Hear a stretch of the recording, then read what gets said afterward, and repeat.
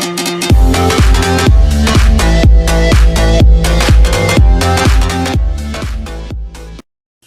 morning everyone. Welcome to our YouTube channel Excellence Future Classes. जैसा कि हम chapter पढ़ रहे थे काइंड्स ऑफ सेंटेंस यानी कि वाक्य के प्रकार। वाक्य 5 प्रकार के होते हैं। नंबर हमने 1 पढ़ा था पिछले वीडियो में। असर्टिव सेंटेंस यानी कि साधारण वाक्य। तो ऐसे वाक्य जिनमें साधारण कथन को प्रस्तुत किया जाता है तो वे वाक्य हमारे साधारण वाक्य के अंतर्गत आते हैं। असर्टिव सेंटेंस 2 प्रकार के होते हैं। नंबर 1 था हमारा अफर्मेटिव सेंटेंस और नंबर 2 था नेगेटिव सेंटेंस। अफर्मेटिव यानी कि सकारात्मक वाक्य और नेगेटिव यानी कि नकारात्मक वाक्य। तो ऐसे वाक्य जिनमें हम किसी के कहे जाने पर हम उस बात को स्वीकार कर लेते हैं तो वे वाक्य हमारे सकारात्मक वाक्य यानी कि अफर्मेटिव सेंटेंस कहलाते हैं और अफर्मेटिव सेंटेंस असर्टिव सेंटेंस के अंतर्गत आते हैं। नंबर 2 हमने पढ़ा था नेगेटिव सेंटेंस यानी कि नकारात्मक वाक्य। तो जिनमें नहीं या कभी नहीं का उपयोग होता है तो वे वाक्य हमारे नेगेटिव सेंटेंस यानी कि नकारात्मक वाक्य कहलाते हैं। तो हमने इसकी परिभाषा और एग्जाम्पल्स को भी पढ़ा था। आज हम पढ़ेंगे नंबर 2 इंटेरोगेटिव सेंटेंस यानी कि प्रश्नवाचक वाक्य।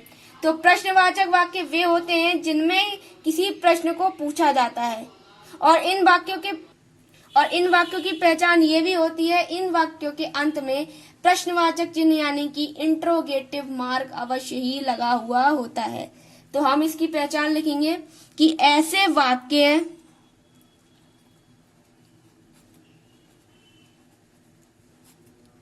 जिनमें प्रश्न पूछे जाते हैं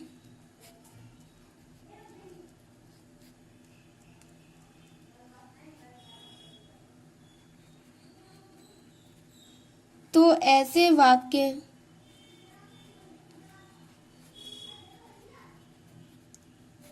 प्रश्नवाचक वाक्य कहलाते हैं। प्रश्नवाचक वाक्य यानी कि इंट्रोगेटिव सेंटेंस इंटेरोगेटिव सेंटेंस कहलाते हैं।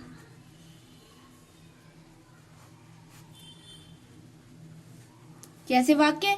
ऐसे वाक्य जिनमें हम किसी प्रश्न को पूछते हैं तो वे वाक्य हमारे प्रश्नवाचक वाक्य कहलाते हैं और इन वाक्यों की पहचान ये भी होती है कि इन वाक्यों के अंत में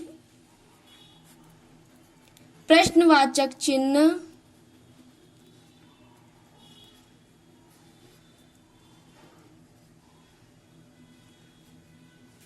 यानी कि इंट्रोगेटिव मार्क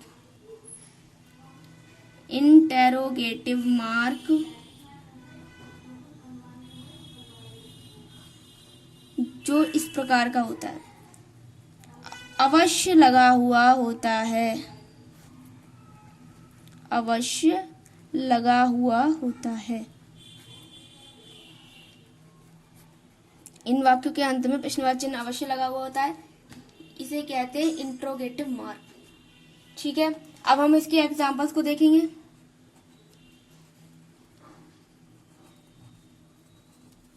एग्जांपल नंबर 1। तो ये जो हमारे इस प्रकार के वाक्य होते हैं ये हमारे 2 प्रकार के होते हैं। एक होता है yes no answer type questions और एक होते हैं वार टाइप क्वेश्चंस। तो पहले हम दोनों को लिखते हैं। Yes no answer type question, answer type questions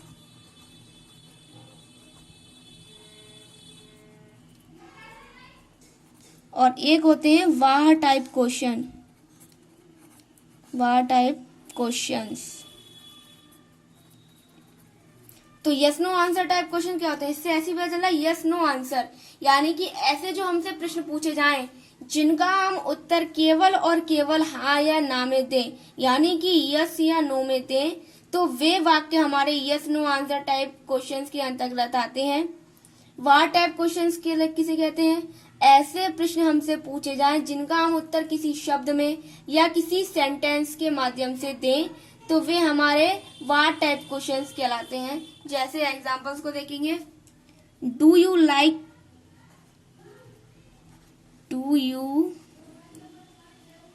like this flower? Do you like this flower, क्या तुम्हें यह पुष्प पसंद है। ये हमारा एक इंटेरोगेटिव सेंटेंस है क्योंकि इसमें प्रश्न पूछा जाता है और इसके अंत में प्रश्नवाचक चिन्ह दिया हुआ होता है। तो इसमें हमसे किसी ने पूछा do you like this flower, क्या तुम्हें यह पुष्प पसंद है।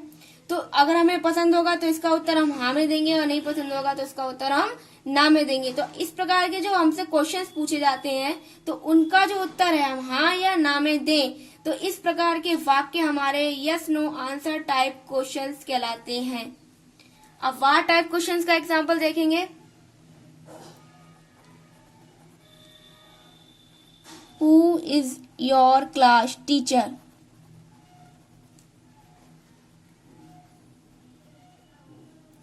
Who is your class teacher, तुम्हारी क्लास टीचर कौन है। तुम्हारी क्लास टीचर कौन है या तुम्हारी कक्षा अध्यापक कौन है। तो इसमें हमसे किसी ने प्रश्न पूछा कि तुम्हारी कक्षा अध्यापक कौन है, तो इसका हम उत्तर या तो किसी वर्ड में देंगे यानी कि उनके नाम के साथ देंगे या किसी सेंटेंस में देंगे कि my class teacher name is, जो भी होगा तो उसका उत्तर हम उसके साथ देंगे। तो इसका कहने का तात्पर्य यह है कि ऐसे जो हमसे प्रश्न पूछे जाएं जिसका हम उत्तर या तो किसी वाक्य में दे दें या किसी सेंटेंस में दे दें या किसी वर्ड में दे दें, तो वे वाक्य हमारे वाह टाइप क्वेश्चंस कहलाते हैं। अगला एग्जांपल देखेंगे कि is this mango ripe, is this mango ripe, is this mango ripe, क्या यह आम पका हुआ है। तो इसमें भी हमने प्रश्न पूछा कि क्या यह आम पका हुआ है, तो इसका हम उत्तर भी हाँ या ना में देंगे। अगर पका हुआ होगा तो हाँ में देंगे और नहीं पका हुआ तो ना में देंगे। तो ये भी हमारा क्या है yes no answer type question कहलाएगा क्योंकि जिसका हम आंसर यस या नो में देते हैं तो वे हमारे क्वेश्चन कौन से कहलाते हैं, yes no answer type question कहलाते हैं। क्लियर हो गया। अब वाट टाइप क्वेश्चन का एक और एग्जाम्पल देखेंगे, जैसे कि what is your mother name, what is your mother name या वाट इज योर नेम, तुम्हारी माता जी का क्या नाम है या तुम्हारा क्या नाम है। तो ये दोनों ही क्वेश्चंस ऐसे हैं जिसका हम उत्तर किसी सेंटेंस के साथ देंगे। जैसे माय नेम इज वैष्णव गुप्ता, तो हमने इसका उत्तर सेंटेंस में दिया या फिर हम डायरेक्ट ये भी कह सकते हैं कि वैष्णव गुप्ता। तो ऐसे उत्तर जिसका हम ऐसे क्वेश्चन जिसका हम उत्तर किसी शब्द में दें या किसी सेंटेंस में दें तो वे वाक्य हमारे वाट टाइप क्वेश्चंस कहलाते हैं। अब हम अगला तीसरा पढ़ेंगे इम्परेटिव सेंटेंस। इम्परेटिव सेंटेंस यानी कि आज्ञा सूचक वाक्य, आज्ञा सूचक वाक्य।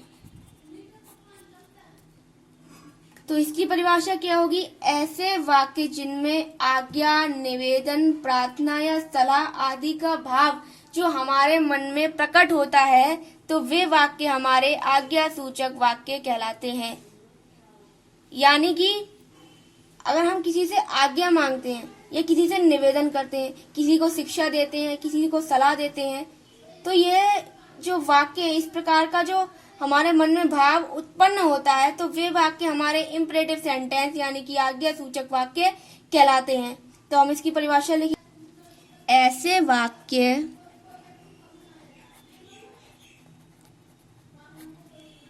जिनमें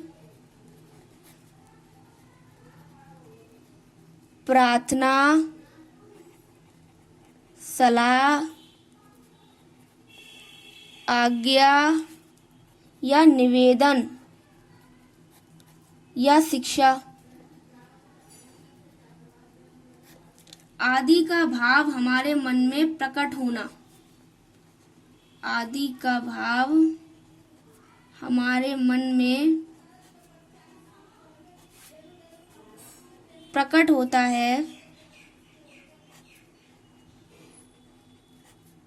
तो ऐसे वाक्य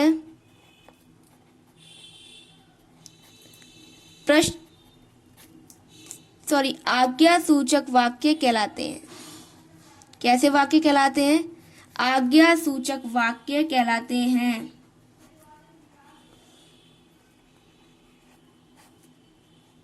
ठीक है, तो ऐसे वाक्य जिनमें हम किसी को से आज्ञा मांगते हैं, किसी से सलाह मांगते हैं, या किसी से निवेदन करते हैं, किसी को शिक्षा देते हैं या किसी को सलाह देते हैं, तो वे वाक्य जो हमारे हैं वे सब आज्ञा सूचक वाक्य के अंतर्गत आते हैं।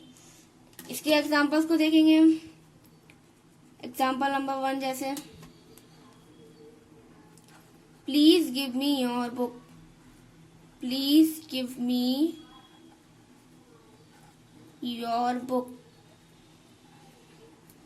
Please give me your book, कृपया मुझे अपनी पुस्तक दीजिए। तो इसमें हम किसी से आज्ञा मांग रहे हैं, निवेदन कर रहे हैं, या सलाह दे रहे हैं, या शिक्षा दे रहे हैं। तो हम इस वाक्य में किसी से निवेदन कर रहे हैं कि please give me your book, कृपया मुझे अपनी पुस्तक दीजिए। तो जब ऐसे वाक्य जब हम किसी से निवेदन करेंगे, आज्ञा देंगे, सलाह मांगेंगे या शिक्षा देंगे, तो वे वाक्य हमारे इम्परेटिव सेंटेंस कहलाते हैं। ये परिभाषा हमने पढ़ी थी। तो इसमें हम निवेदन कर रहे हैं ना किसी से कि हम कृपया मुझे अपनी पुस्तक दीजिए। तो जहाँ निवेदन कर रहे हैं तो वे वाक्य हमारे इम्परेटिव सेंटेंस कहलाते हैं। अब एग्जाम्पल नंबर 2 पढ़ेंगे।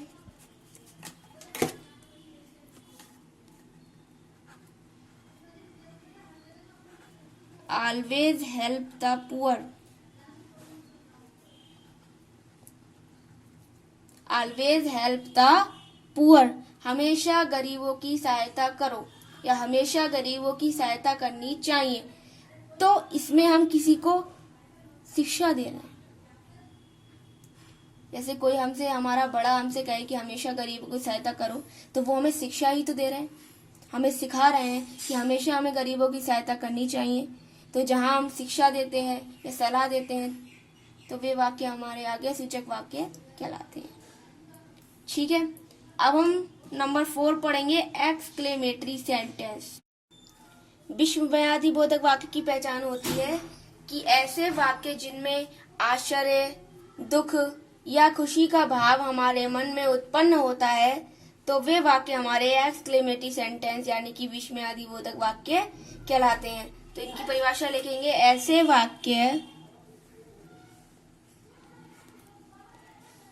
वाक्य जिनमें आश्चर्य, खुशी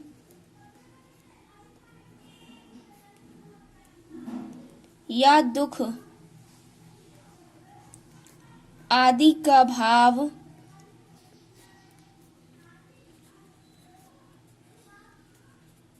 हमारे मन में उत्पन्न होता है,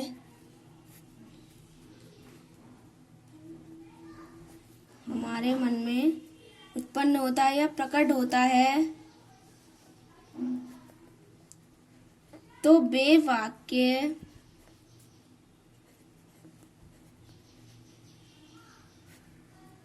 एक्सक्लेमेटरी सेंटेंस कहलाते हैं, यानी कि विस्मयादिबोधक वाक्य कहलाते हैं।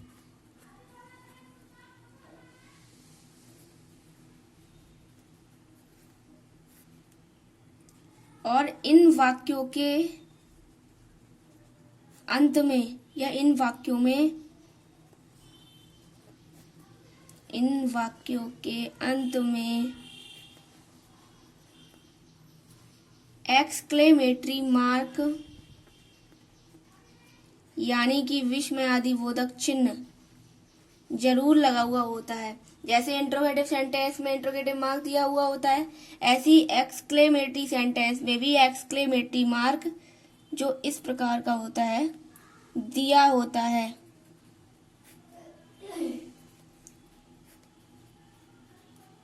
कैसे वाक्य? ऐसे वाक्य जिनमें हम आश्चर्य व्यक्त करें या दुख व्यक्त करें या खुशी उत्पन्न करें, तो वे वाक्य हमारे कौन से कहलाएंगे? विस्मयादिबोधक वाक्य यानी कि एक्सक्लेमेटरी सेंटेंस कहलाएंगे। और इन वाक्यों की पहचान ये भी होती है कि इन वाक्यों के अंत में या शुरू में एक्सक्लेमेटरी मार्क यानी कि विस्मयादिबोधक चिन्ह जरूर दिया हुआ होता है। अब हम इसके एग्जाम्पल पढ़ेंगे।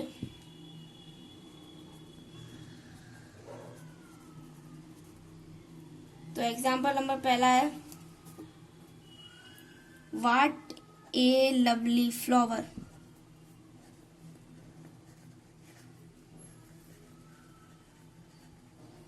What A lovely flower.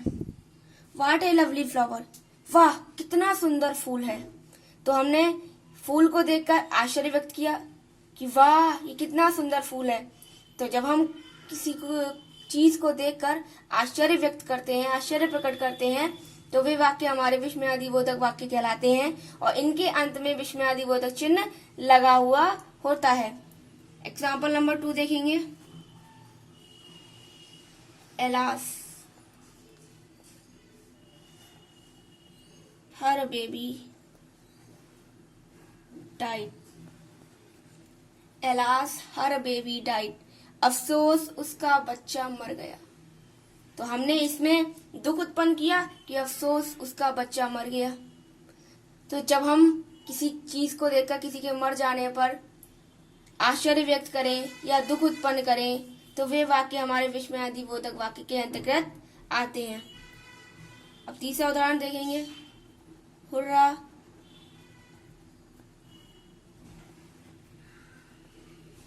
We have won.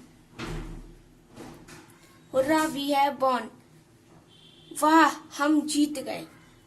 वाह हम जीत गए। तो इसमें हमने खुशी को उत्पन्न किया कि वाह हम जीत गए। तो जब हम अपनी खुशी को व्यक्त करेंगे तो वहां हमारा विस्मयादिबोधक वाक्य होगा। एक बार दोबारा समझेंगे कि जब हम किसी चीज को देखकर आश्चर्य व्यक्त करें, एकदम से हमें आश्चर्य व्यक्त हो, जैसे कि पहला हमारा एग्जाम्पल था, व्हाट ए लवली फ्लावर, कितना सुंदर फूल है, वाह कितना सुंदर फूल है। तो हमने उसको देखकर आश्चर्य व्यक्त किया, इसलिए ये हमारा एक्सक्लेमेटरी सेंटेंस कहलाया। अगला था हमारा एलास हर बेबी डाइड, अफसोस उसका बच्चा मर गया। तो इसमें हमें दुख हुआ कि उसका बच्चा मर गया, तो इसलिए ये भी हमारा एक्सक्लेमेटरी सेंटेंस होगा। अगला था हुर्रा वी हैव वॉन, वाह हम जीत गए। तो इसमें हमने खुशी उत्पन्न करी, तो इसलिए हमारा एक्सक्लेमेटरी सेंटेंस कहलाएगा। जहां हम आश्चर्य, खुशी या दुख के भाव को व्यक्त करें तो वे वाक्य हमारे एक्सक्लेमेटरी सेंटेंस कहलाते हैं। हमारा नंबर 4 कंप्लीट हो गया, यानी कि एक्सक्लेमेटरी सेंटेंस। अब हम नेक्स्ट वीडियो में नंबर 5 पढ़ेंगे, ऑप्टेटिव सेंटेंस, और एक्सरसाइज को सॉल्व करेंगे। तो I hope you understand kinds of sentence, exclamatory sentence. Thank you.